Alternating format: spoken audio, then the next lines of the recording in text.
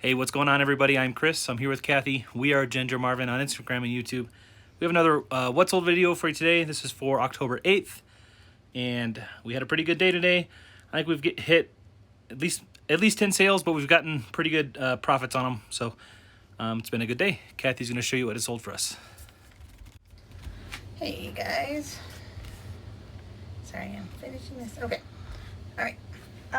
So I did last night. For some reason, Poshmark wasn't working for me. Like, it was not letting me list any items, and like it seemed like that was a common problem, not for everybody, but for like several people. So, anyways, since I couldn't list on Posh, I decided to throw some items up on Facebook buy sell trade groups, and I did sell 3 through those, all on different groups. So this first one is going to be a Peak Kid shirt. This was my son's. I think I bought it off Facebook a long time ago.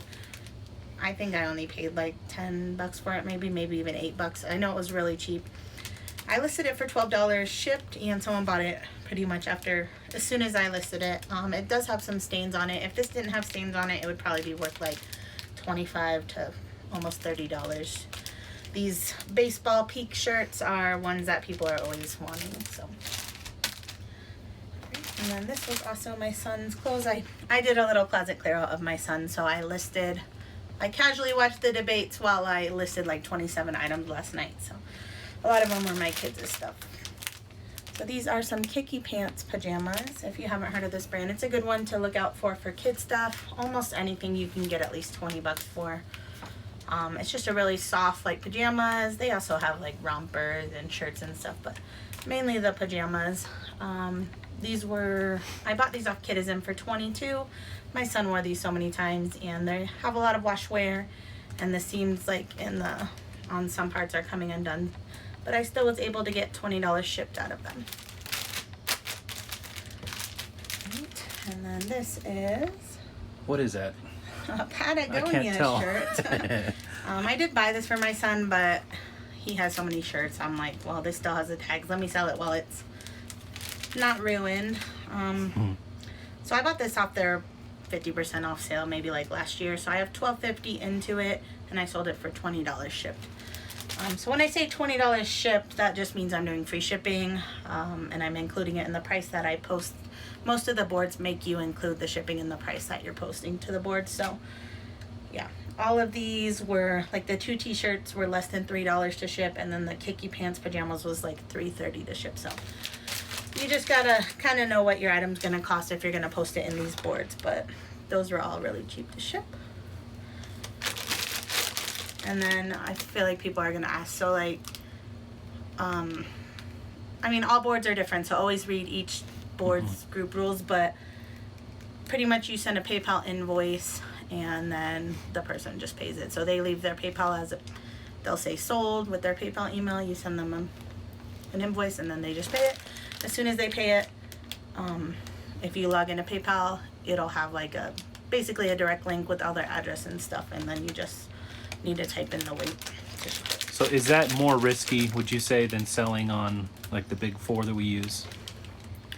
I mean, I guess I've never had anybody try to. Okay. I guess one time someone said they didn't get it, but it said delivered, so PayPal still ruled in my favor. I didn't have to like refund them or anything, but I wouldn't say I think it's the same riskiness, because even the platform, someone can say, oh, you sent me something different than what you actually sent. But most people are honest, and yeah, you might get scammed once in a while, but I mean, I've sold probably 5,000 items over the internet, and maybe had less than a handful of issues that I can even think of. So I would even think that maybe on those groups, less chance of scammers, because they get reported. Unless you're like the first time that they're scamming you, it's probably unlikely. So they'd be kicked out of the group if they had a history. All right, so then we had a couple eBay sales. First up, these are some dance goes. I actually sold these last week, but the buyer did not pay.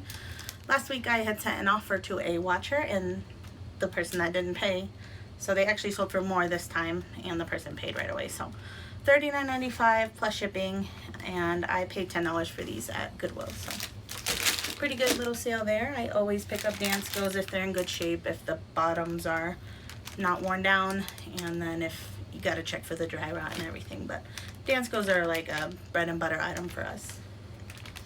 Okay, next up, these are some little girl Stride Right sandals. These didn't sell for a ton. They just sold for $12 plus shipping.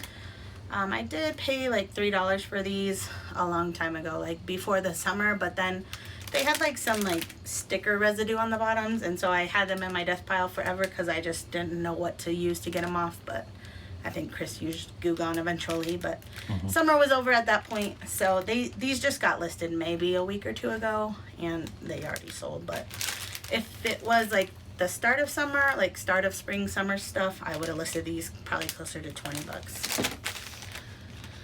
All right, next up, these are some Birkenstocks. These are just the like plastic ones, so these only retail for $45, but for some reason all the solds on eBay were still close to between $30 to $40, so I paid $3 for these just on Monday while my son was at school. I went to a little local thrift, and yeah, they were $2.99, and then I listed them for $34.95 free ship, and someone bought them today, so really fast flip there. One more eBay.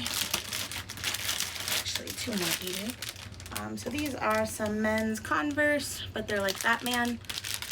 And these were also in the death pile for a while just because I wanted to clean up the rubber, but yeah, we did clean them a little bit, but they're still a little bit. I mean, sometimes you just can't get all the dirt off, but yeah. Anyways, I did pay $10 for these, and they sold for $30 plus shipping. Finally. And then we did have a sale. I haven't packaged it yet because it came in just as we started the video, but someone bought this for my full price, which was $24.95 plus shipping. It's just a, what is it, USC? I have no, USC on the back there. It's the California that's not like, yeah, USC. So yeah. Anyways, this was still new with tag. I got this at a thrift store for $3.99, and I thought I could get at least 20 plus ship for it, and I got 25 plus ship. It's a pretty good sale there. I always look at the hats. Most of our thrift stores sell them for $1. I think they marked that one up a little because it was new, but yeah, usually I get hats for $1 to $2, and they usually sell pretty well. All right, and then we had one Poshmark sale. This was an offer someone sent me this morning. It's just a Carhartt girls bunting. I got this at the Once Upon a Child for $9, and then I listed it. I think I listed it for $50, but you know, that was like a little bit overpricing, just seeing what offers I would get.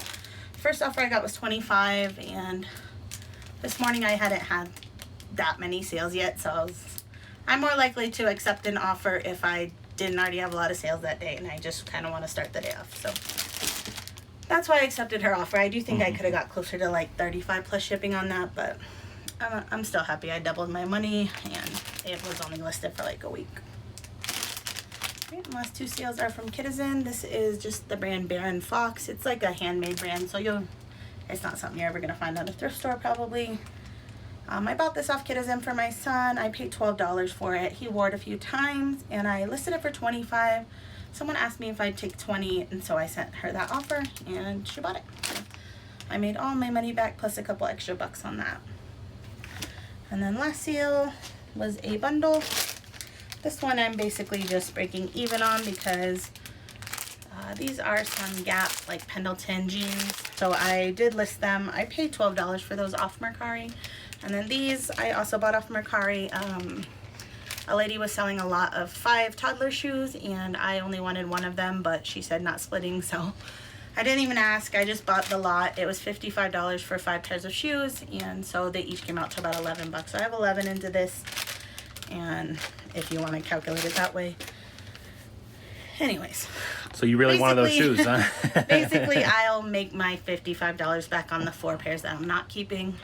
So that's how I look at it. But anyways, this person bought these 2 items together for $30 plus 36 cents.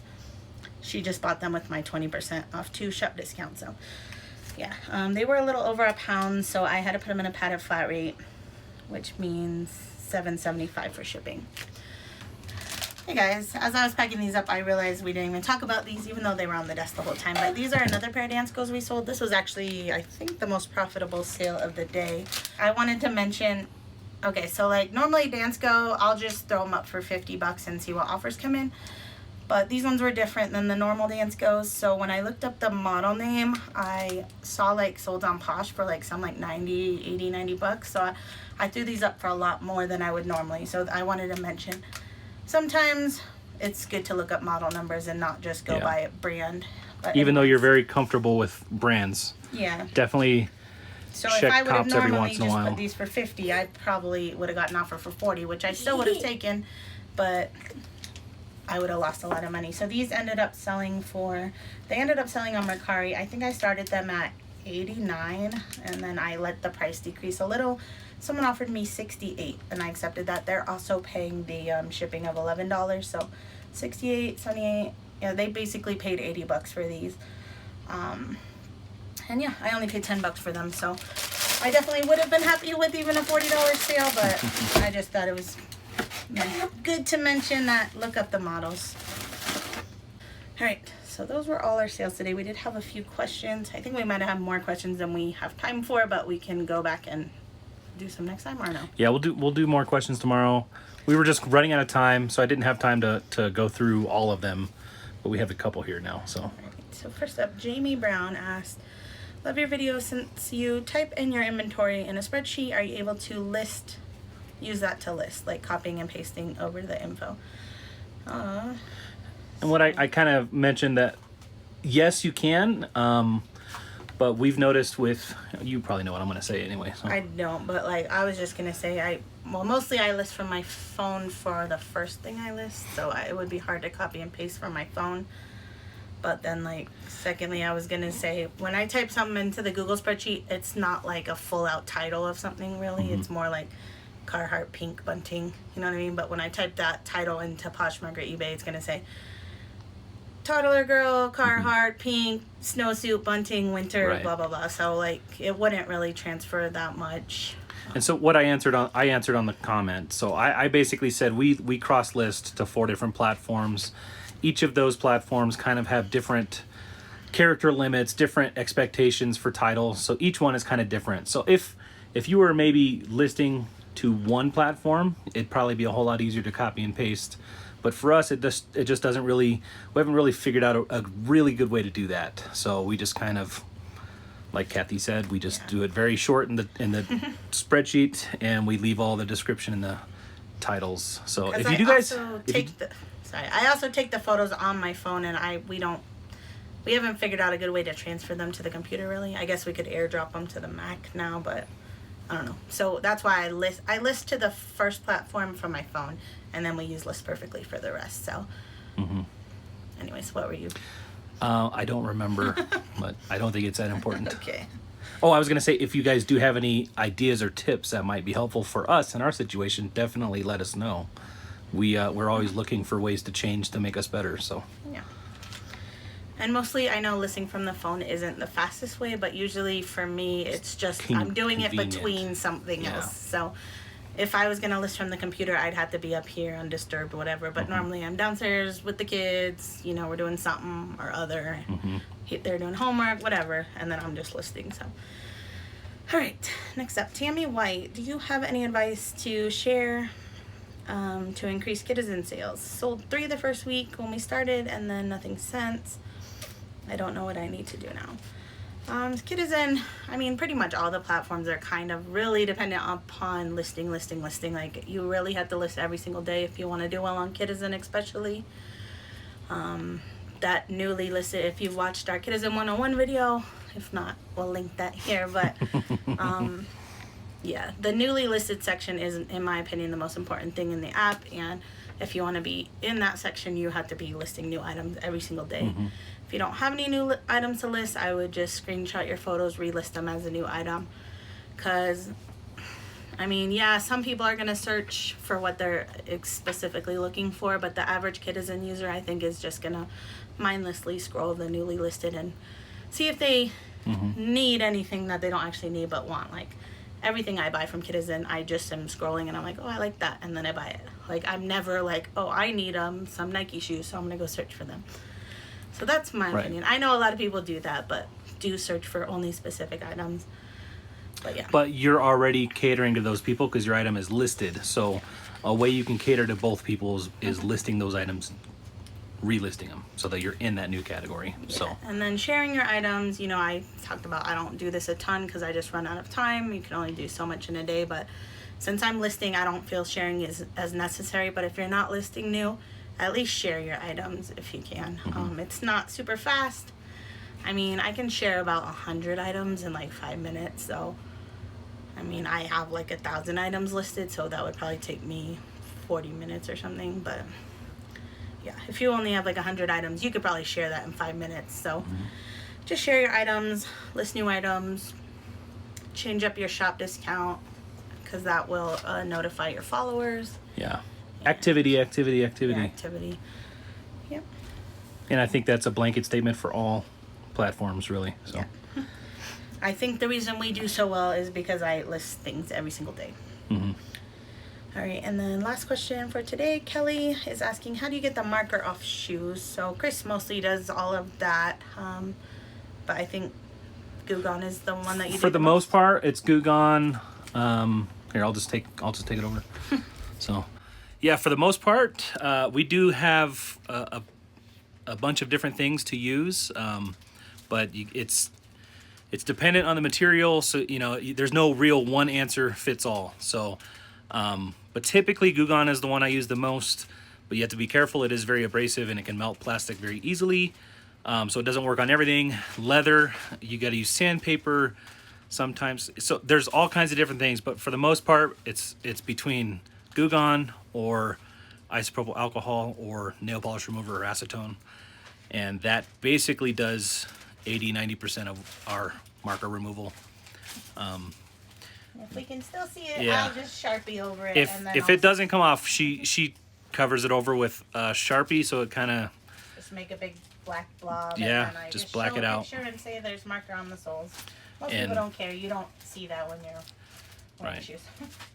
So we don't try to, nitpick it too much, but we're volume sellers, so we try to do it as fast as possible. So I notice a lot of people when I'm shopping for shoes, I notice a lot of people don't even take off the numbers. Right. They'll just see the Goodwill number, which the average buyer honestly doesn't know people are shopping at Goodwill to buy stuff Right. and sell. So if you're comfortable with that, I'm not, because I just think, because I know that a 3Y is like, you paid $3 for these. Yeah. I just don't like, even though I sell stuff, I get annoyed when I'm shopping and see somebody bought something for $3 that's listed for $50. You'd rather I don't know, not it's just know. like a mind thing. Yeah. I'd rather not know.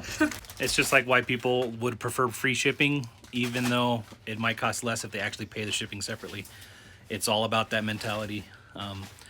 Anyway, that is going to do it for us today. Hope you guys like the questions and answers. We are going to go ahead and pack these up and get them off to the post office. We are kind of running a little bit late again. Yeah, pretty late. We got to go get our kid from school, so you hear her packing in the background. Anyway, guys, thank you so much for watching. We'll see you in the next one. Bye.